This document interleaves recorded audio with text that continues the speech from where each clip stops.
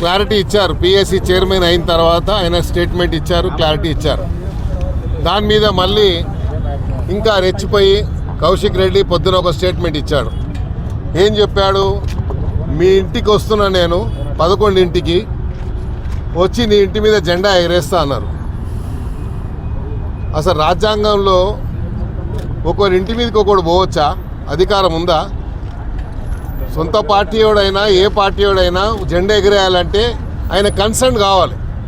ఆ కన్సర్న్ లేకుండా జెండా ఎగిరేస్తాము అంటే అంత మునగాడ ఎవరింటి మీద పోయాడు జెండా ఎగిరేయనికి? ఒకటి. రెండోది ఏం చెప్పారు? మీరు మా ఇంటికి, నేనేం చెప్పాడు, గాంధీ గారు ఏం చెప్పారు? మీరు మా ఇంటికి రాలేదు 11 కాబట్టి నేను 12 మీ ఇంటికి వస్తాను, నువ్వు ఆహ్వానం పలుకుతా అన్నావు, మంగళారులతోని ఆహ్వానం పలుకుతా అన్నావు, ఆహ్వానం పలుకు, నేను నీ ఇంటికి వస్తాను పోయాడు. పోయిన తర్వాత నీ పద్ధతి ఏంది? నీ ఇంటికి ఎవరైనా వచ్చినప్పుడు, అతిథి వచ్చినా శత్రువు వచ్చినా, మన తెలంగాణ సంస్కృతి ఏంది అంటే వచ్చిన అతిథిని గౌరవించేటువంటి సాంప్రదాయం మనది, ఆ సంస్కృతి మనది. దానికి భిన్నంగా మీరు ఇంట్లో రౌడీలను పెట్టుకొని మీదికెంచి తొట్లేసి రాళ్ళేసి గాంధీ గారి మీద అటాక్ చేశారు. మళ్ళీ ఇప్పుడు ఏం చేసిండు? శుద్ధ పూసల్లాగా హరీష్ రావు గారు, సబితా ఇంద్రారెడ్డి గారు అందరు పోయి సిపి గారి దగ్గర కంప్లైంట్ ఇవ్వనికి పోయారు. ఏం కంప్లైంట్, ఏం ముఖం పెట్టుకొని కంప్లైంట్ ఇవ్వనికి పోయినరు? అది చెప్పాలి మీరు, క్లారిటీ.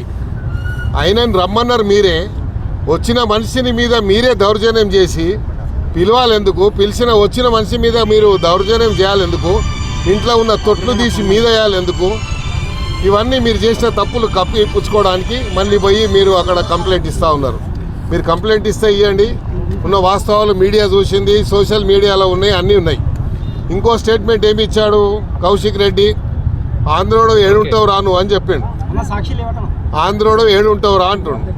ఆంధ్రలో ఓట్లు లేకుండానే నువ్వు గెలిచినవా? ఇది ఒకవేళ ఈ స్టేట్మెంట్ కౌశిక్ రెడ్డిది అయితే ఎంబడే కేసీఆర్ గారు పార్టీ నుంచి సస్పెండ్ చేయాలి. మన రాష్ట్రం విభజన జరిగిన తర్వాత ఈరోజు రాష్ట్రంలో ఉన్నటువంటి కులాలు, మతాలు, ప్రాంతాలకు అతీతంగా మనం పనిచేస్తున్నాం. లేదు, ఆ పార్టీ యొక్క స్టాండ్ అయితే ఆంధ్ర వాళ్ళు తెలంగాణలో ఉండొద్దని మీరు ఒకవేళ అనుకుంటే కేసీఆర్ గారే బహిరంగ క్షమాపణ చెప్పాలని మేము డిమాండ్ చేస్తున్నాం.